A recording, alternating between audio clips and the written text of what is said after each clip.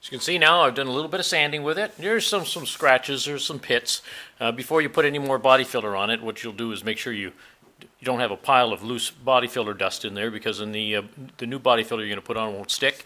You can feel it's got a little bit of gouges here from the grinder. That's not a big deal yet, but we've got the overall appearance, and the contour is close. So afterwards, what I'm going to do is clean this off. You can see the dust on my hands from the sanding. And what I'm going to do is put a very thin wipe of the body filler on it, and I won't be using the surf form or the body cheese grater, and I will just fill in these pits with it, a nice clean sweep over it, and give it a sanding, and that'll be ready for a top coat of feather fill. And it's a polyester, actually it's a liquid body filler, but you put it on with a spray gun and you build it up, and then you get into blocking. So what I'm going to do is repeat the same thing for this piece here, where you can see there's still got a couple of ripples in here, but we're below the contour line. And I'll do the same thing out on this body panel, and I get it all to this point, so that when I'm going to finally do the skimming with that thin coat, I'll do them all at the same time, and we don't have too much on it. The big thing is, don't let this stuff get away from you. Don't pile it on there like with a shovel or a trowel and walk away from it, because then it's going to be all lumpy and it gets hard like glass, and it's nearly impossible to sand. Like, you're going to spend hours and hours forming it. From the time I put this on to now, probably 25 minutes tops has gone by. Once again, add some more body filler. You can see this is a part I've already done.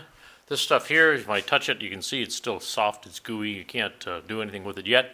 And I had a little bit left over, so this area here, it's quite thin, but it's broad. So what I ended up doing is just taking the wide applicator, the spatula, and smearing it over there. It won't need me to use the surf form or the body file on it, cheese grater. I can just do that with some rough sandpaper, take the high spots off of it, and I'll have to put another coat on it prior to doing any kind of blocking. But we'll just get it rough contoured here. This is what the skim coat looks like. I just knocked a couple of high spots off here with the cheese grater, and the rest will be finished up with some coarse sandpaper, the 60 grit. And if we come over to this side of the car, this other section here that was all rusted out, all it needed was sandblasting and a skim coat put onto it. Chances are I will just get that to contour, and then feather fill will go on, and after that it'll just be we go into block sanding to make sure we have the correct profile. What you're looking at are sanding blocks and a jitterbug. This has got adhesive back paper, and this does an orbital motion. What you required on this is about 90 pounds per square inch and probably about 10 to 15 cubic feet per minute of air supply pressure. The blocks, as you can see here, I've got some paper on it, and this one doesn't. This is a big block. When you use this is for a hood. You can see how nice and clean it is. Well, the paper that you get is adhesive back. That's 180 adhesive back paper. And you put that on the block. You always keep the back of that block clean. If it gets dusty, it won't stick. And you do the blocking, and this is what these are, to give you a flat surface. So little blocks for smaller areas, bigger blocks for bigger areas, and of course if you're going to do a whole hood, you want that one right there. Now I've used a jitterbug on the door here to kind of level it out. It's not too bad. There's still some depressions in here which I'm going to have to skim again just a little bit, very fine. And I went over with a jitterbug, and then I've gone on with the block. And again, I've got some spots right in here that have to be addressed. In here too, they're a little bit low. I can feel that it hasn't been feathered out. And you can see the dust on the floor as you're doing this. So you just keep going little by little. You sand, you block, you put your hand on it, you feel it, see how it feels, if it's got a lump in it or not, and you just keep working back and forth, a little bit more filler, and eventually when you get to the point where it's not too bad, then you clean it all off, and you spray on the feather fill and use that block again until you bring it into the right contour. Well, I've continued to do a little bit more filling, a little bit more sanding. I'm to the point now where I'm going to mask the car in the general areas where I'm going to be just spraying on some high build primer. Instead of going with feather fill, I'm going to go with a high build urethane primer and put that on. And You can see the other side. Unfortunately, the sun is going to kind of blind out part of this, but we've got this all pretty well. You can feel it's pretty smooth, but we're not yet to blocking stage where we put the high build primer on. It's hard to see with all these different colors in here where your lines are. So a high build primer is going to fill in any of the little sanding scratches. It's going to make everything the same color, and then I'll use a sanding block again, and also with a dust coat. And the dust coat, what it does is, if there's a low spot, it stays black, and the rest of it gets sanded off, so that's where you know where your low spots are. Any mark that you can find on it now will get worse when you put the shiny paint on. A primer is dull, it doesn't show as much as what the gloss coat will show. Anyways, that's where I'm at. Just plugging away. I just do it in my spare time. Okay, so as I've done the blocking, you can see where it's come through the high spots, the low spots have left. As soon as you hit metal, you stop. There's no point in going any farther, because all you're going to do is, the metal's harder, it's going to take a longer time to wear down than the filler and the paint will. So all you're going to end up doing is making a high spot here and a low spot on all around it. And just on this side, give you a quick look. This didn't work out too bad. It's got a little bit of a low spot in here. I'm going to hit it again with the high build primer, and in here as well. It's got a little bit of a wow, but I think we can get that out. And this actually came out quite good. Looks very nice. So some more high build primer on it. I got to wipe it down, just because when you do anything like this, you get the dust on your hand. Well, the paint won't stick. You gotta tack that off, or use a degreaser solvent, and that's going to clean it up so that you can get a good bond with your next coat. Where we're at, okay. Gave it another coat of high build primer last night. There's a little bit of a nick here, but I think we've got so much on it now. You can feel how rough it is. It gets dry near the edge. Anyways, I'm going to sand this again with the block, the small block, and then the big block again on here, and around the corner one more time, and this one here. And I can see that the profile, hopefully you can see it, I don't know, where my fingers are, you can see the width get kind of wider right in here. So it's between here and here. I got to take that block, work that down a little bit more, and this line here is a little too crisp compared to what this is here. So that's just a matter of gently rounding it out once I get the contour back down.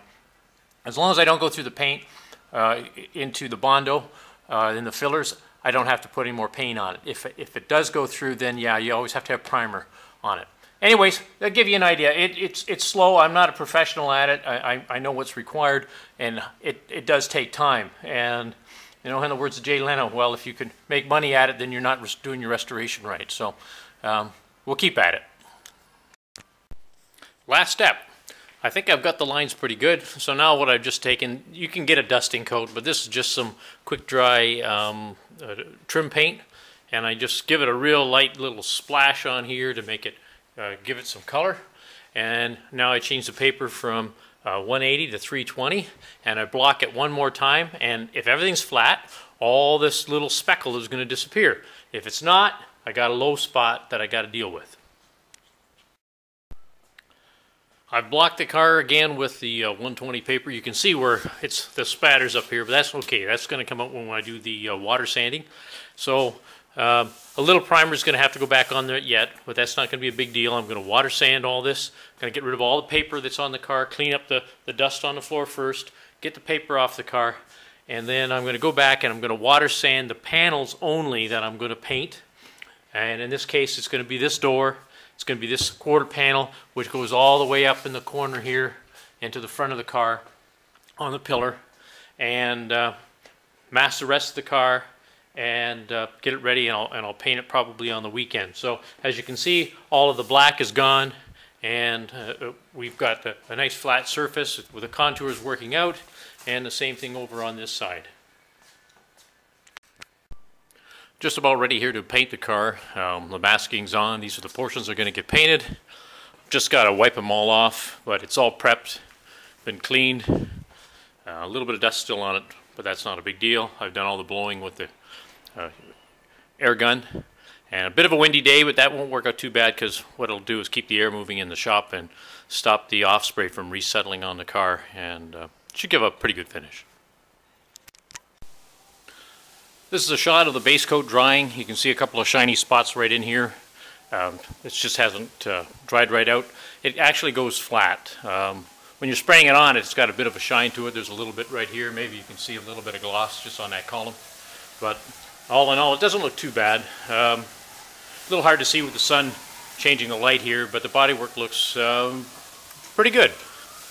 And just a shot of the other one, maybe that'll give you an idea. That's where that rusted spot was in the beginning, and it's all been filled in, and the base coat's on, and that's covered any of the primer. And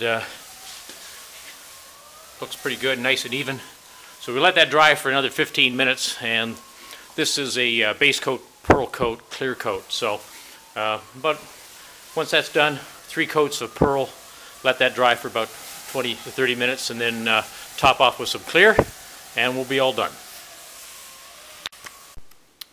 This is a shot the pearl coat's been put on, and you can see again it's dead, it's flat, but it's got a little bit of an iridescent glow to it. Just depends which way the light's on it. The darn pearl coat, a quart of pearl coat is like 80 bucks. And a quart isn't enough to do a whole car. I've got just a little over a pint here put on.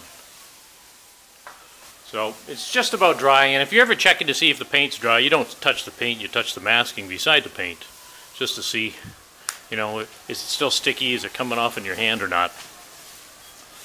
I've just got the gun loaded up to put the clear on. The clear doesn't get reduced at all, and this is where any mistakes in the bodywork are going to really show up because of the shine.